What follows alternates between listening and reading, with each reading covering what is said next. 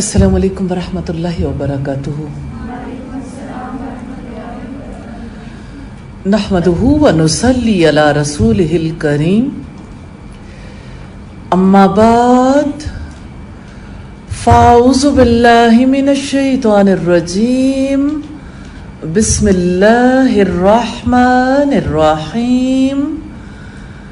رب اشرح لی صدری وَيَسِّرْ لِي أَمْرِي وَاحْلُلْ عُقْدَةً مِّن لِّسَانِي يَفْقَهُوا قَوْلِي۔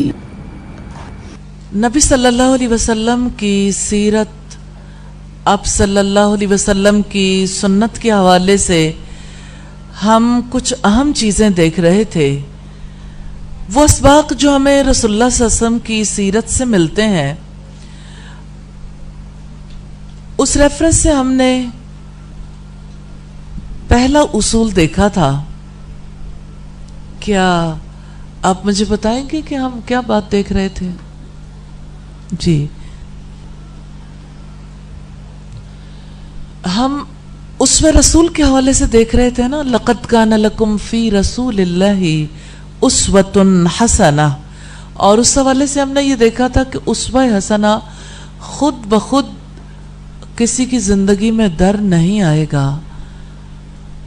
آپ صلی اللہ علیہ وسلم کی ذات اسی کے لیے نمونہ بنے گی، لمن کان یرجو اللہ والیوم الآخر، جو اللہ تعالیٰ کی اور آخرت کے دن کی امید رکھتا ہو، وذکر اللہ کثیرا، اور اللہ تعالیٰ کو کثرت سے یاد کرتا ہو۔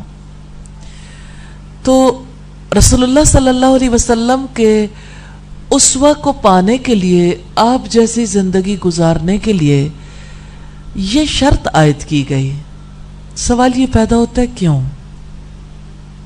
تاکہ لوگوں کے اندر سنجیدگی پیدا ہو، سنجیدگی کے ساتھ لوگ اس فیلڈ میں محنت کریں، اور اللہ تعالیٰ اور آخرت کے ساتھ متعلق ہونا ہی انسان کو سنجیدہ بناتا ہے۔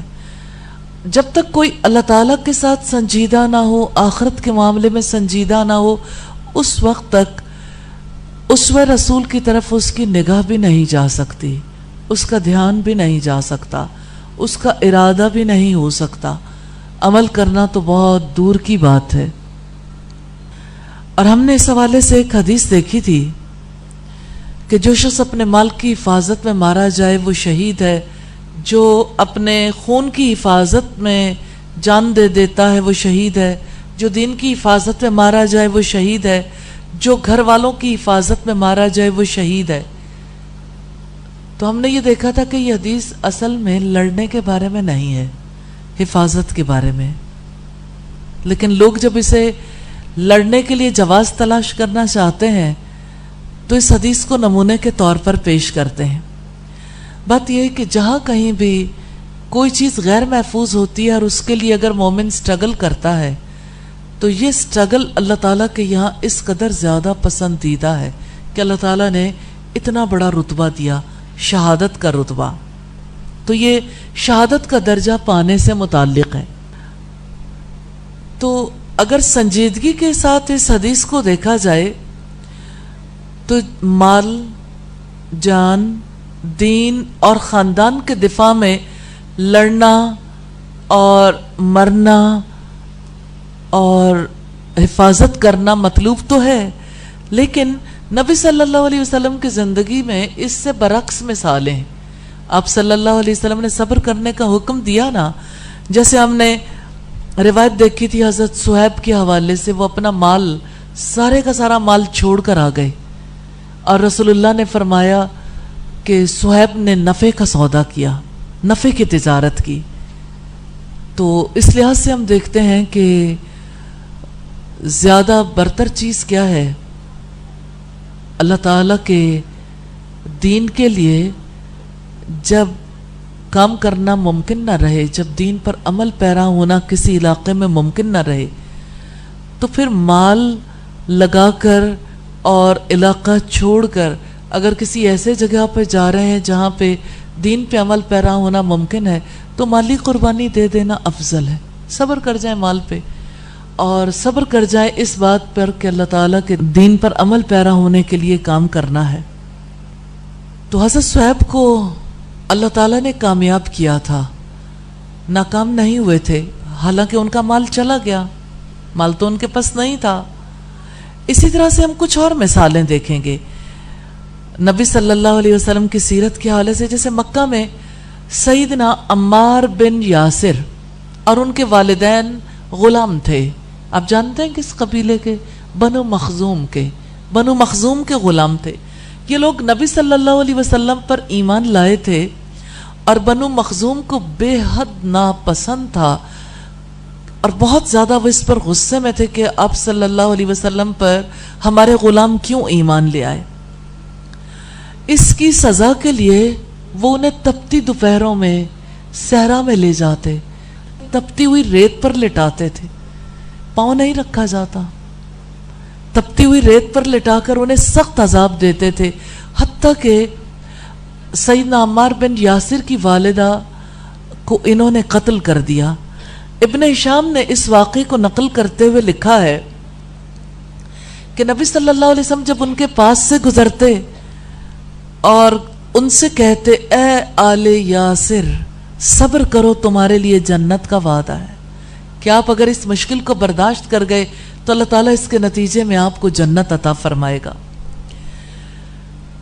اس حدیث میں توجہ طلب بات ہے، اگر آپ رسول اللہ کے اسوہ پر عمل کرنا چاہتے ہیں تو میں آپ سے سوال کرنا چاہتی ہوں کہ بہادری کہاں ہے؟ کیا یہ بزدلی کی تعلیم تھی؟ تو ایسا نہیں ہے، نبی صلی اللہ علیہ وسلم نے بزدلی کی تعلیم نہیں دی تھی۔ اگر آپ بہادری کی تعلیم دینا چاہتے تو آپ کہتے کہ آل یاسر لڑو اور شہید ہو جاؤ، جیسے ہمارے یہاں معذرت کے ساتھ انسانی زندگیوں کے ساتھ کھیلا جاتا ہے کہ آپ اپنے ساتھ بومب باندھ کے چلے جاؤ اور کسی بھی علاقے میں جا کے چل جاؤ۔ تو اللہ کے رسول کی حیات میں دیکھیے کیا یہ بات ہمیں نظر آتی ہے، حالانکہ وہ بہت مشقت میں تھے۔ اس جنگ کو جو اہل مکہ کے اور غلاموں کے اور پسے ہوئے طبقے کے درمیان تھی، مقدس جنگ قرار دیا جا سکتا تھا کہ لوگ لڑتے مرتے مارتے شہید ہو جاتے۔ تو آپ نے آل یاسر سے کہا کہ آپ صبر کرو گے تو یہ صبر آپ کو جنت تک لے جائے گا۔ تو آپ صلی اللہ علیہ وسلم نے نہ تو جنگ کرنے کا حکم دیا، نہ شہادت کا رتبہ اس وقت ان کے سامنے رکھا، نہ یہ بات ان کے سامنے رکھی کہ یعنی اس موقع پر کس طرح سے ان لوگوں کا مقابلہ کرنا تمہارے لیے اچھا ہے کہ تم شہادت کے رتبے پر فائز ہو جاؤ گے۔ ایسی کوئی بات نہیں کہی اللہ کے رسول صلی اللہ علیہ وسلم نے۔ آج کے اس دور میں یہ بات کہنا بے حد مشکل ہے، جس دور میں لوگوں کا ایک مائنڈ سیٹ بن چکا، ذہن سازی ہو چکی، وہاں پر ایک پیسفل ریلیجن کی بات کرنا اور امن کے دین کی اور رسول امن کے اسوے پہ بات کرنا واقعتاً بے حد مشکل ہے۔ لیکن حق کو آپ کے سامنے بیان ضرور کرنا چاہتی ہوں، جو حق ہے وہ آپ کے سامنے ضرور رکھنا چاہتی ہوں۔ فیصلہ آپ لوگ خود بھی کر سکتے ہیں، آپ کے پاس اللہ کی دی ہوئی عقل ہے، فہم ہے، اور انشاءاللہ آپ بہتر ڈیسیژن کرنے کی پوزیشن میں بھی آئیں گے۔ بات اصل میں یوں ہے کہ نبی صلی اللہ علیہ وسلم کے اسوہ کی ایک سے زیادہ طرح سے تعبیر ممکن ہوتی ہے۔ اسی وجہ سے نارملی لوگ ہمیشہ صحیح تعبیر اور غلط تعبیر کے درمیان میں رہتے ہیں، یعنی دو طرح کی تعبیر ہے نا، ایک چیز سے دو طرح کی باتیں پتہ چل رہی ہیں، لیکن دو طرح کی باتوں کے بین رہتے ہیں لوگ۔ جب بین رہیں تو ظاہر ہے کہ تھوڑی سی کنفیوژن بھی ہوتی ہے۔ تو بات یہ ہے کہ غلط تعبیر سے بچنا ہے اور صحیح تعبیر اختیار کرنی ہے۔ تو صحیح تعبیر صرف وہی لے سکتا ہے جس کے دل کے اندر اللہ کا خوف بسا ہوا ہو اور وہ حقیقت پسند ہو، اور حقیقت حق کی تلاش نے اسے اس قابل بنا دیا ہو کہ وہ حق کو تلاش کرنے کے معاملے میں سنجیدہ ہو گیا ہو، انتہائی سنسیئر۔ सिंसेरिटी के साथ, बिला तासुब, तासुब ज़्यादा ज़हन कभी नहीं सोच सकता, बिला तासुब वो उसवे रसूल का जायजा लेने की पोजीशन में हो। तो अगर कोई संजीदा हो जाए तो उसवे रसूल के बारे में कुछ सवालात जहन के अंदर जरूर आएंगे। तो उसवे रसूल के बारे में यही सवाल बिल आखिर हक की सही सीधी शाहराह पर गामजन कर देंगे इंशाअल्लाह। तो असल में आपने भी अपना जहन ऐसा बनाना है कि नबी सल्लल्लाहु अलैहि वसल्लम का हकीकी उसवा क्या है। किसी फील्ड में जो आपने काम किया, आपने जो हुक्म दिया, आपने अपने सहाबे कराम को जिस रास्ते पे चलने का कहा, तो आप अगर सच्चाई की तलाश में हैं तो आपको ये समझ आएगी अल्लाह के फजल से कि इस मैदान में अल्लाह के रसूल सल्लल्लाहु अलैहि वसल्लम दरअसल चाहते क्या थे। आपने सब्र का हुक्म दिया तो क्यों? आले यासिर को आपने सब्र का हुक्म दिया। आप सल्लल्लाहु अलैहि वसल्लम ने इसी तरह से और बहुत सारी मिसालें जिनको अभी हम डिस्कस करेंगे, जैसे अबू जंदल को सब्र करने का हुक्म दिया था।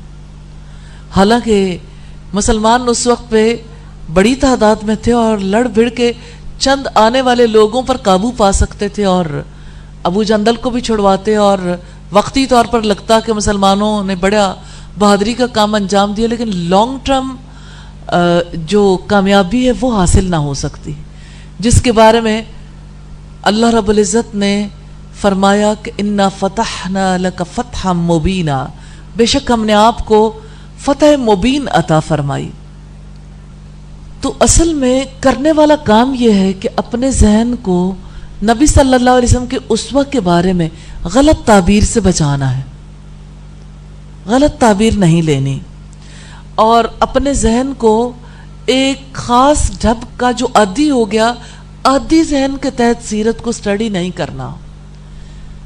कंडीशनिंग हुई हुई है ना, कंडीशनिंग के तहत अगर आप जायजा लेंगे तो जाहिर है कि फिर आप हक तक नहीं पहुंच पाएंगे। तो हक का मुसाफिर, ट्रूथ सीकर हक तक पहुंच जाता है अल्लाह के फजल करम से। और दुआ करने की जरूरत है, इय्याका नअबुदु व इय्याका नस्तईन इहदिनस सिरातल मुस्तकीम। तो आप ये देखिए कि नबी सल्लल्लाहु अलैहि वसल्लम ने आले यासिर को सब्र करने का हुक्म दिया था। सवाल ये पैदा होता है क्यों? बड़े फायदे की खातिर छोटे नुकसान को बर्दाश्त करना। बड़ा फायदा क्या है? जन्नत। बड़ा फायदा क्या है? उस मौके पर मुसलमान वाक़तन दिफा की पोजीशन में नहीं थे, और अगर एक गुलाम भी अगर उठ खड़ा होता तो बाकी तमाम लोग भी वहीं ख़त्म हो जाते। ये दावत का सिलसिला मदीना तक पहुंच ही ना पाता। तो याद रखिएगा, ईमान वालों के लिए सबसे बड़ी चीज़ दावती मसलियत है, शख्सी मसलियत नहीं है। देखिए, आप अभी तक जिस तरह से जहान में जो काम करते हैं अपनी ज़ात के हवाले से करते हैं, आप जब दीन पर अमल पैरा होना चाहते हैं ना, तो आप उसमें भी अपनी ज़ाती मसलियत को देखते हैं, क्या चीज़ मुझे सूट करती है, तो सूटेबिलिटी देखते हैं। सूटेबिलिटी में आपके जहन में ये आता है कि घर वालों को सूट करेगी ये बात, वालिद को, वालिदा को, बहन भाइयों को, मुझे सूट करेगी ये बात। अच्छा, फिर आप ये देखते हैं कि क्या इसको कबूल करने की वजह से सोसाइटी में मेरा मकाम बरकरार रहेगा। अगर कोई इस नहज पे सोचता है तो जाहिर है उसके लिए उस पर रसूल पे अमल पैरा होना मुश्किल हो जाता है। लोग रसूलुल्लाह की सुन्नत पर अमल क्यों नहीं करते? इसलिए कि टेलर मेड दीन है, माजरत के साथ, कि आप दीन को भी इस तरह से अपने साथ अटैच करना चाहते हैं कि आप दीन में नहीं जाते, दीन का एक लिबास पहनना चाहते हैं जो आपको फिट आ जाए, जितनी आपको जरूरत है। हालांकि अल्लाह पाक ने यह हुक्म दिया है, उदखुलू फिस्सिल्मि काफ़ा, اسلام میں پورے کے پورے داخل ہو جاؤ. تو آپ جس دن اسلام میں داخل ہو جائیں گے نا، تو پھر آپ شخصی مصلحت کے تحت نہیں سوچیں گے، ذاتی مصلحت کے تحت نہیں، دعوتی مصلحت کے تحت سوچیں گے. تو رسول اللہ صلی اللہ علیہ وسلم نے ان واقعات میں جو صبر کی تلقین کی ہے، یہ دعوتی مصلحت ہے. دعوتی کام کو مؤثر طور پر جاری رکھنے کے لیے اللہ رب العزت کی جانب سے جو طریقہ کار طے کیا گیا تھا، اسی طریقہ کار کو صحابہ کرام نے فالو کیا، اور وہ طریقہ کار صبر کا تھا. نبی صلی اللہ علیہ وسلم نے جان، مال اور خاندان کی قربانیاں برداشت کی، حتیٰ کہ دشمنوں کی طرف سے دین میں مداخلت کو بھی وقتی طور پر گوارا کر لیا تاکہ دعوت کا کام جاری رہے، جو ایمان والوں کی کامیابیوں کا واحد ذریعہ ہے. کامیاب ہونے کا راستہ ہی دعوت ہے. تو آپ ذرا اپنی زندگی میں تلاش کریں اپنے مقصد کو. مقصد تو آپ کا بھی وہی ہونا چاہیے جو رسول اللہ کا تھا، لیکن آپ اس مقصد کو اتنا قبول کرتے ہیں جتنا آپ کے حالات اجازت دیتے ہیں یا آپ کا من چاہتا ہے. ایسا نہیں ہے. دیکھیے، میرا فرض ہے بتانا، قبول کرنا یا نہ کرنا یہ آپ لوگوں پر ہے، کیونکہ آپ نے اللہ تعالیٰ کو جواب دہی کرنی ہے. لیکن اس وقت اگر آپ ریالٹی کی گراؤنڈ پہ کھڑے ہو کے اپنا جائزہ لے لیں گے تو انشاءاللہ اس کا نفع ہوگا. آپ کو پتہ چلے گا کہ سنت پر عمل کیوں نہیں کرتے. آپ کو اپنی ذات کے بارے میں بھی پتہ چلے گا کہ شخصی مصلحت کس قدر حاوی ہے. تو جس انسان کے سامنے کوئی مقصد ہوتا ہے نا، اس نے اپنا گول سیٹ کیا ہے، تو وہ مقصد کو اہمیت دیتا ہے. اور جس انسان کے سامنے کوئی مقصد نہیں ہوتا، وہ اپنی ذات کو اہمیت دیتا ہے. وہ ذات کے تحت سب کچھ قبول کرتا ہے یا ریجیکٹ کرتا. تو اصلاً بات یہ ہے کہ دعوتی مصلحت بھی ذات کے لیے ہے، لیکن ذات پہلے نہیں آتی. دینی مصلحت جو ہے نا، وہ بھی ہمارے لیے ہے، اس کا نفع بھی بالآخر ہمیں بھی پہنچے گا، لیکن شخصیت پہلے نہیں آتی. ہم میں سے کتنے افراد ہیں؟ ہر ایک کی اپنی اپنی کوئی نہ کوئی مصلحت ہے. اگر سب اپنی اپنی مصلحت کا دھیان کریں گے تو کیا ہوگا؟ دین کا کام ہوگا. دین کا کام لوگ کیوں نہیں کر پاتے؟ ٹیلر میڈ دین چاہتے، جو ہمارے گھر والوں کو فٹ آ جائے، جو ہمیں فٹ آ جائے. تو اس نقطہ نظر سے اگر آپ دین کو قبول کرنا چاہیں گے تو دین کے اندر کبھی بھی داخل نہیں ہو پائیں گے. اور آپ سوچیں کہ میں آپ سے کیا کہہ رہی ہوں کہ آپ دین میں داخل نہیں ہو پائیں گے. ہاں، پورا داخلہ نہیں ہو سکتا. ہو سکتا ہے آپ قرآن حفظ کر جائیں، حدیث حفظ کر جائیں. ہو سکتا ہے کہ آپ عربی زبان پر اتنی کمانڈ حاصل کر لیں کہ عرب و عجم میں لوگ آپ سے اس زبان کے بارے میں پوچھنے کے لیے آئیں. ہو سکتا ہے کہ آپ کسی بھی فیلڈ میں بہت آگے چلے جائیں، لیکن آپ کسی بھی مقام پر پہنچ جائیں، اسلام میں داخل ہو کر نہیں پہنچیں گے، داخلے کے بغیر ہی. اس لیے اس بات کو ذرا اچھے طریقے سے سمجھنے کی ضرورت ہے. یاد رکھیے گا، جس انسان کے سامنے گول سیٹ ہوتا ہے نا، اس کا وہ گول کو اہمیت دیتا ہے، باقی چیزوں کی اہمیت کم ہو جاتی ہے. تو جو بے مقصد جیتے ہیں وہ ادھر ادھر توجہ رکھتے ہیں. تو آپ مجھے یہ بتائیے، آپ کی زندگی کا مقصد کیا ہے؟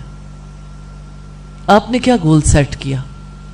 جب آپ اپنے گول کو دیکھیں گے نا، مجھے نہیں معلوم آپ کا گول کیا ہے، لیکن جب آپ اپنے گول کو دیکھیں گے وہ بھی شخصی ہوگا، وہ بھی دینی نہیں ہوگا، وہ آپ کا اپنا ذاتی ہوگا. ایسا نہیں ہے؟ آپ میں سے ہر کوئی اپنا اپنا گول بنا کے اسلام کی خدمت کرنا چاہتا ہے. تو نتیجہ کیا نکلے گا؟ کچھ بھی نہیں. اس لیے اس سوسائٹی میں کوئی نتیجہ نہیں نکلتا، کیونکہ لوگ شخصی مصلحت کی زندگی بسر کرتے ہیں، دینی مصلحت کی زندگی بسر نہیں کرتے، دینی مصلحتوں کو سامنے نہیں رکھتے. چلیے آپ ایک اور اینگل سے دیکھیے. آپ لوگ ماشاءاللہ اتنے گھرانوں سے تعلق رکھتے ہیں، ہر گھرانے کے اندر افراد بھی رہتے ہیں، ماں باپ ہیں، بچے ہیں، دادا دادی، نانا نانی، جو بھی، یعنی ایک خاندان کی صورت میں آپ رہتے ہیں. اس خاندان میں کچھ لوگ کمائی کرتے ہیں، آپ کے خاندان میں خرچ بھی ہوتا ہے. آپ مجھے یہ بتائیے کمانا کس مصلحت کے تحت ہے اور خرچ کرنا کس مصلحت کے تحت ہے؟ دین کے کام کیوں نہیں ہوتے؟ کہ لوگ کماتے بھی اس لیے ہیں کہ وہ شخصی زندگی کے لیے، اور لوگ خرچ بھی شخصی مصلحتوں کے تحت کرتے ہیں. کتنا مشکل ہے مٹی سے اوپر اٹھنا. مٹی سے بنا ہوا انسان مٹی سے چمٹا ہی رہتا ہے. آپ کو یاد ہوگا، میں ایک مثال آپ کے سامنے ضرور رکھنا چاہتی ہوں، لیکن یہ ہر اس شخص کی مثال ہے جو اس کے اسوے پہ عمل کرتا ہے. اللہ رب العزت نے کلام پاک میں مثال دی ہے ایک ایسے شخص کی جسے رب العزت نے اپنی آیات کا علم عطا کیا تھا. پھر کیا ہوا؟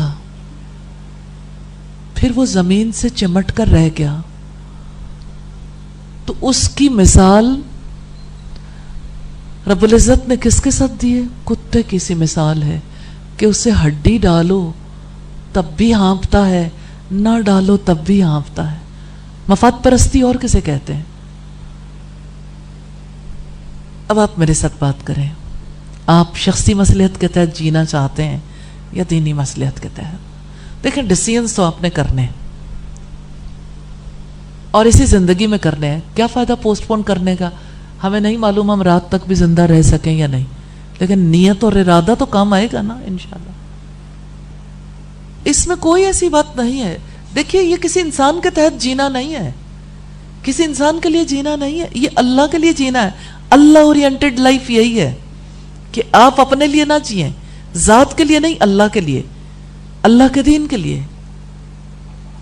تو پھر آپ یہ دیکھیں یہ کتنی عجیب بات ہے کہ انسان اللہ تعالیٰ کے لیے جینا چاہتا ہو اور اپنی مرضی سے. ہر کسی نے اپنی مرضی رکھی ہے کہ مجھے کیا گول سیٹ کرنا چاہیے، مجھے کس طرح سے میں نے اپنی زندگی میں کیا کرنا ہے. آپ سارے اپنے پرسنل گول سیٹ کر لیں، آپ کے ماں باپ نے بھی کیے تھے. پھر کیا کر لیا زندگی میں؟ دین کے لیے. آپ کے دادا دادی نے بھی کیے تھے. آپ اپنی نسلوں میں پیچھے تک آدم علیہ السلام تک چلے جائیں، آخر کیا ہو گیا؟ انہوں نے جو زندگی بسر کی اس کی ایک ویلیو ہے جو آپ کی نظر میں ہے، یا آپ کے اہل خاندان کی نظر میں ایک ویلیو ہے جو اللہ تعالیٰ کی نظر میں ہے. ساری زندگی بتا کے پھر کیا پایا؟ چلے مجھے یہ بتائیں کہ آپ کے دادا کا مشن کیا تھا؟ کوئی بتائے گا آپ میں سے؟ شاید نسلوں کو پتہ بھی نہیں ہوتا کہ کوئی کس مقصد کے لیے جیا، لیکن کم از کم آپ کو اتنا ضرور پتا چل رہا ہوگا کہ انہوں نے آیا اپنی پوری حیات شخصی مصلحت کے تحت گزاری یا دینی مصلحت کے تحت. اتنا ڈیسیژن تو کر سکتے ہیں نا. آپ میں سے کوئی جرأت مند فرد ایسا ہے جو اپنے اہل خاندان کے بارے میں بات کر سکتا ہو؟ کیونکہ پست ہمتی تو الاؤ نہیں کرتی نا انسان کو. جی زمیندار تھے، زمینیں تھیں، ٹھیک ہے. اچھا ان کا موٹیو یہ تھا کہ وہ بڑھ جائیں. پھر کیا ہوا؟ زمینیں بڑھ گئیں، ٹھیک ہے. پھر وہ چلے گئے، ٹھیک ہے. زمینیں کہاں چلی گئیں؟ سب کو مل گئی. پھر کیا ہوا؟ ان کے ساتھ کیا گیا؟ وہ زمین ان کے کام نہیں آئی. دیکھیے بیٹا اگزامپل سے انسان کو باتیں سمجھ آتی ہیں، ایسے سمجھ نہیں آتی. اچھا کوئی اور بتائے گا؟ جی. اصحاب الیمین. اچھا ان کا مقصد یہ تھا کہ 6 بچے ہیں میرے اور میں ان کی شادیاں کر دوں اور میرے بچے خوش رہیں. پھر کیا ہوا؟ شادیاں ہو گئیں، خوش نہیں ہوئے بچے، ٹھیک ہے. اب کیا ہو؟ ساتھ کیا گیا؟ یعنی حیات میں وقت تھا، مال تھا، صلاحیتیں تھیں. شخصی مصلحت کے تحت زندگی گزار کے اگر کوئی اپنے رب کے پاس پہنچ گیا تو ڈیسیژن تو اللہ تعالیٰ نے کرنا ہے، لیکن عقل سلیم تو آپ کے پاس بھی ہے. آپ کو بھی سمجھ تو آ رہی ہے کہ کوئی شخصی مصلحت کے تحت زندگی گزار کے گیا تو وہ کہاں گیا ہے. باقی معاملات تو اللہ کے حوالے ہیں. اتنی سادہ سی بات تو پتہ چل رہی ہے کہ دینی مصلحت کے تحت زندگی نہیں گزاری، دین کی سربلندی کے لیے کوئی کام نہیں کیا۔ اچھا کوئی اور بتائے گا؟ دیکھیں آج اس وقت پر جو ڈسکس کرے گا نا اس کا تو اگلا سفر شروع ہو جائے گا، ورنہ آپ کا تھاٹ پروسیس بھی شروع نہیں ہوگا، کیونکہ آپ سچائی کی تلاش میں ہیں یا نہیں فیصلہ کر لینا۔ اگر آپ سچ کی تلاش میں تو سچ کو تلاش کیجئے نا، یہ سچائی کی تلاش کا ہی ایک سفر ہے۔ جی بیٹا۔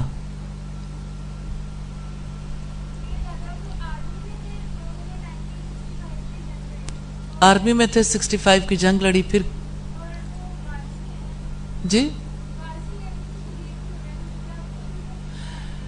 دیکھیے آپ اس کو یوں سوچئے، یعنی انہوں نے دینی مصلحت کے تحت کیا کام کیا؟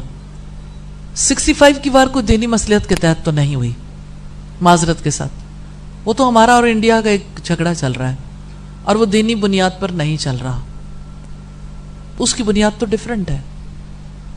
تو اگر اس کے لیے کوئی وار ہوتی ہے، ہم اس کے بارے میں کلیئرلی پڑھ چکے ہیں کہ جو حمیت کے تحت لڑتا ہے، یہ حمیت کے تحت جنگ ہے نا، حمیت کے تحت جنگ ہوتی ہے، یا جو جنگ اپنی بہادری کو ثابت کرنے کے لیے ہوتی ہے وہ اللہ کے لیے تھوڑی ہوتی ہے۔ اپنی حیات میں انہوں نے دین کے لیے کیا کیا؟ کوئی کام ایسا دینی مصلحت کے لیے جو کیا نہیں کیا، تو آپ بھی انہی کے اس میں پہ چلنا چاہتے ہیں۔ جی کوئی اور بتانا چاہے گا؟ جی بیٹا۔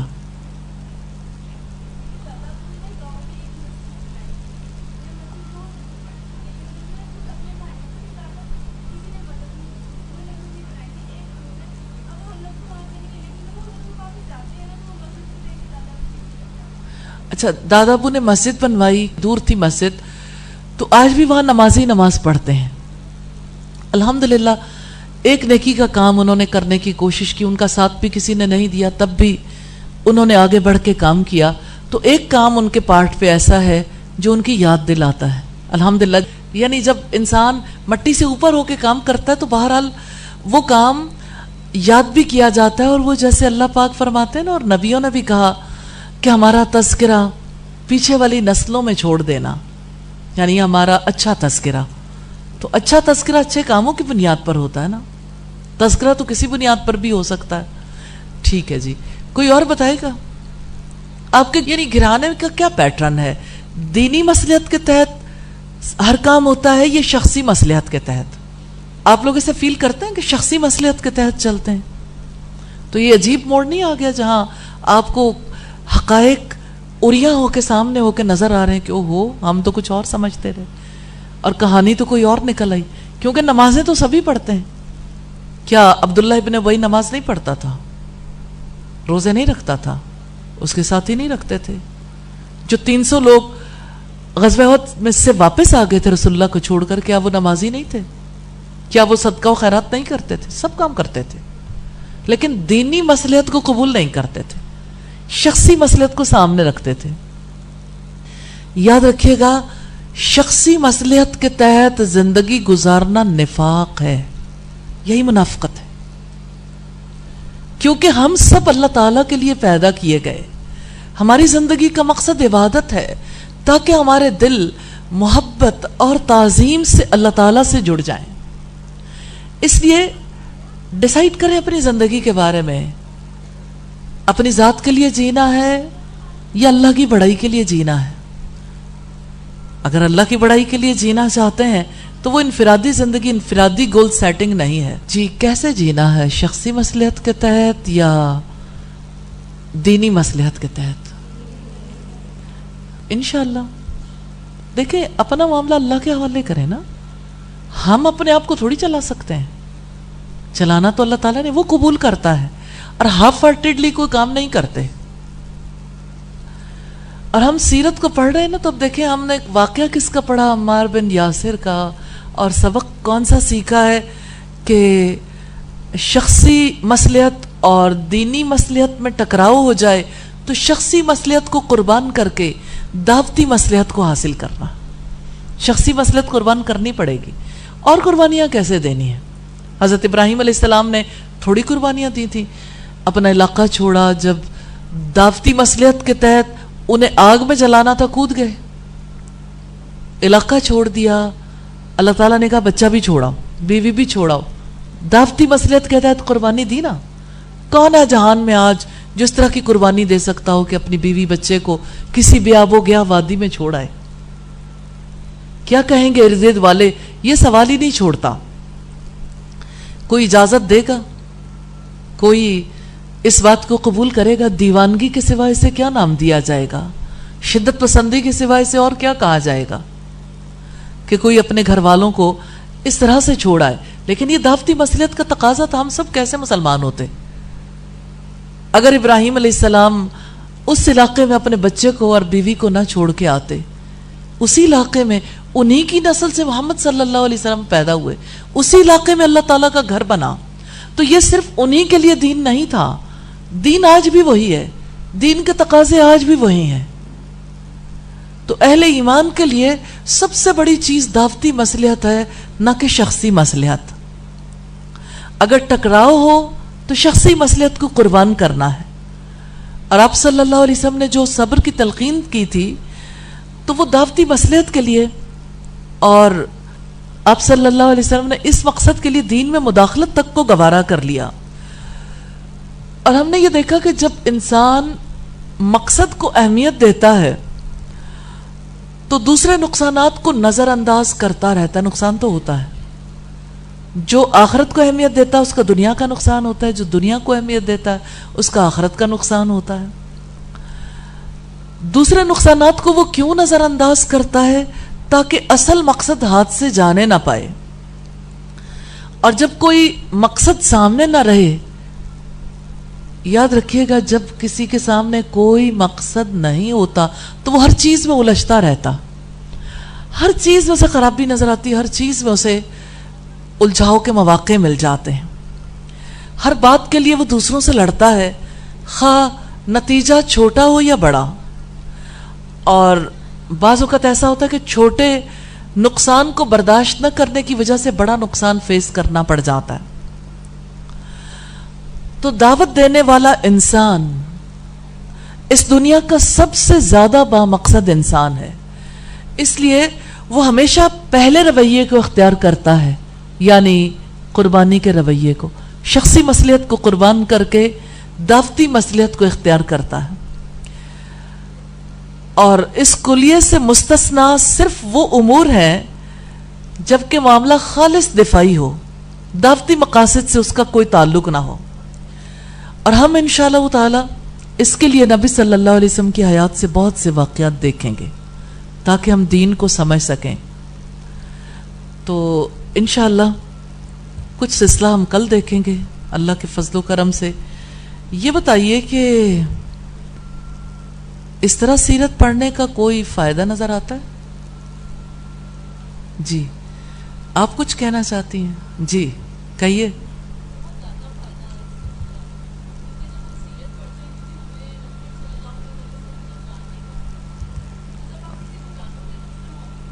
صحیح. اچھا میں خاص طور پر پوچھنا چاہتی تھی کہ ٹریڈیشنل وے کو چھوڑ کر، یہ ٹریڈیشنل وے نہیں ہے نا سیرت پڑھنے کا. سیرت کب پڑھائی جاتی ہے سبق لینے کے لیے؟ واقعات سے سبق کب اخذ کیا جاتا ہے؟ بہت کم. سیرت کے واقعات تو تعلق کے لیے پڑھے پڑھائے جاتے ہیں، سنے سنائے جاتے ہیں کہ ایک ریلیشن برقرار رہے.